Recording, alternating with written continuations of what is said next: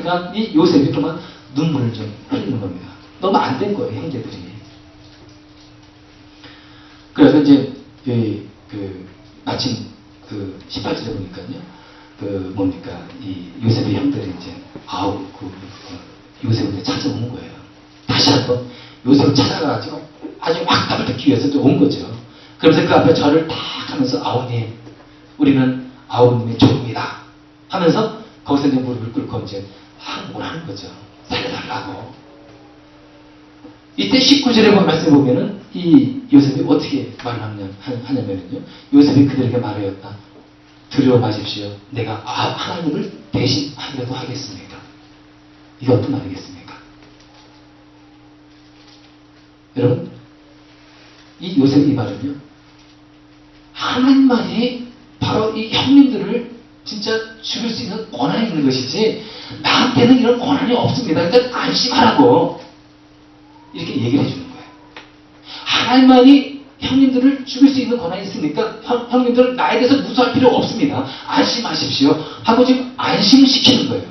두려워하지 말라고. 나는 형님들을 죽일 수 있는 권한이 없으니까 걱정하지 말라고.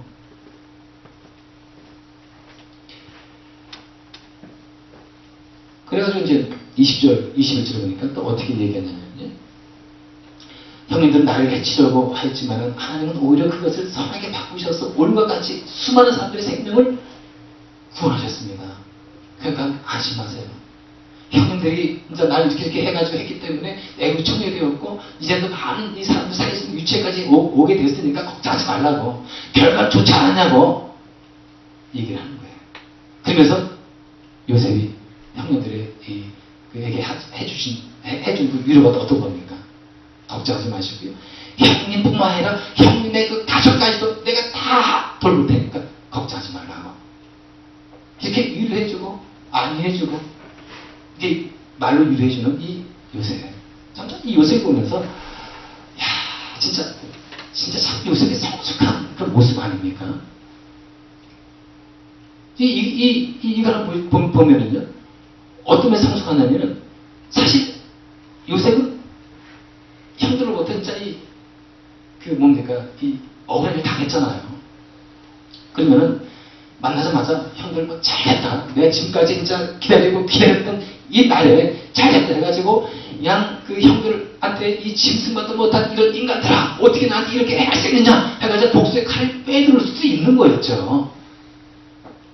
그렇게 충분한 그런 이 억울함을 갖고 있잖아요. 이 요셉에게는.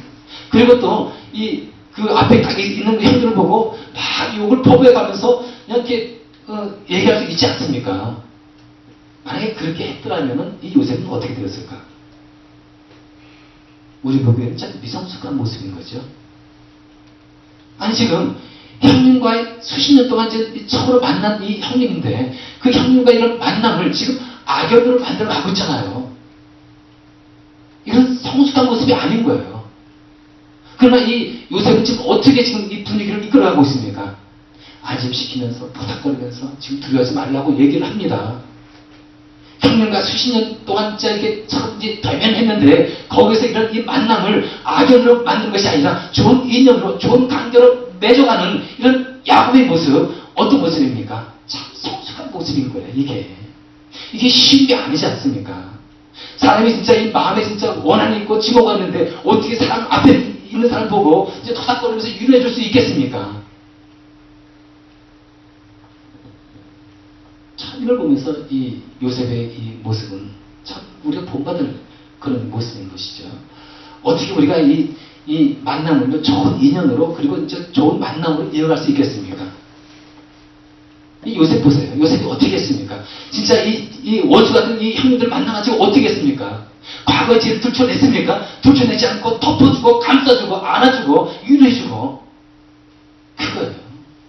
여러분 좋은 우리가 진짜 이 관계를 유지하고요. 좋은 만남을 진짜 아주 이어가는 것은요. 다른 게 아니에요. 그 사람에 대해서 이 나쁜 감정이 있으면 그것을 표현하지 말고 그것을 잊어버리고 그리고 그 잘못된 이 죄된 행동을 좀 잊어줄 줄 아는 그런 아량과 그리고 이 덮어주는 그런 이 감싸는 그런 마음이 필요한 거예요. 요셉이 그렇게 했잖아요. 그 다음에 이제 이 요셉에게서 우리가 또 어떤 뭘 보게 되냐면요. 저는 요셉을 보더라도요. 요셉은 진짜 성숙한 신앙을 지금 가지고 진짜 자기 형들에게 진짜 위로해주고 이럴 수 있는 상이 아닌 거예요. 왜냐하면 이 요셉 같은 경우는 너무 엄청난 이 상처가 받은 거예요. 상처를. 여러분 이 요셉이 이제 형들한테 이제 붙잡혀가지고 이제 구덩이 떨어지지 않습니까? 죽이려고 떨어뜨린 거예요. 형들이. 그러면 이 구덩이 떨어진 이 요셉이 어떻게 했겠습니까? 형들 보고 형 살려서 한 번만 살려달라고 내가 잘못했다고 얼마나 울면서 애원하고 그랬겠습니까? 근데 형들 뚜껑 하나 따뜻거리지 않았어요. 넌 죽어갔다는 놈이다. 물론 뭐 죽이지 않았지만 뇌를 팔았지만은요. 여러분 이 요셉이 노예를 팔려가면서 얼마나 형들에 대한 증오와 미움과 이런 원한이 있었겠습니까? 정말 청소년 이 시절에 이제 엄마 아빠의 사랑을 받아가면서 그리고 고향에서 진짜 중국의 친구들과 놀면서 이렇게 행복하게 지내야 할 이 나이대에 생판 모르는 이런 나라에 가가지고 노예로 팔려가서 노예 생활을 해야 되는 거예요. 이런 고통, 이런 비참을 준 대상이 뭡니까? 누가 이걸 준 겁니까? 자기 형들 아닙니까? 잠잠히 생각하면서 얼마나 진짜 그냥 분노했고 미워했고 증오했을까 하는 생각이 들어요. 그런데 이런 원망이 있고 증오가 있는 이 요셉이 지금 형들과 만남 통해 가지고 한번 보시기 바랍니다. 진짜 그 마음속에 분노가 있었고 원한이 있었고 미움이 있는 사람인가 이렇게 생각할 수 있지 않습니까? 어떻게 이런 사람이 어떻게 저렇게 위로해주고 따뜻하게 형님들을 대해줄 수 있을까? 이게 쉬운 게 아니라는 거예요. 이게. 그럼 어떻게 이 요셉이 진짜 이렇게 성숙한 신앙을 가지고 마음의 상처는 가득한데 형님들을 이렇게 위로해주면서 덮어주면서 감싸주는 이러한 모습으로 있을 수 있었느냐? 자, 우리 좀 생각 좀 해봐야 되는 거예요. 왜 어떻게 이런 일이 벌어졌을까요? 다른 거 설명할 수 없는 것이고요. 하나님의 은혜를 받았기 때문에 그러는 거예요. 하나님의 은혜. 여러분 요셉은요 하나님의 구체적인 이 은혜를 체험한 그런 사람인 것입니다.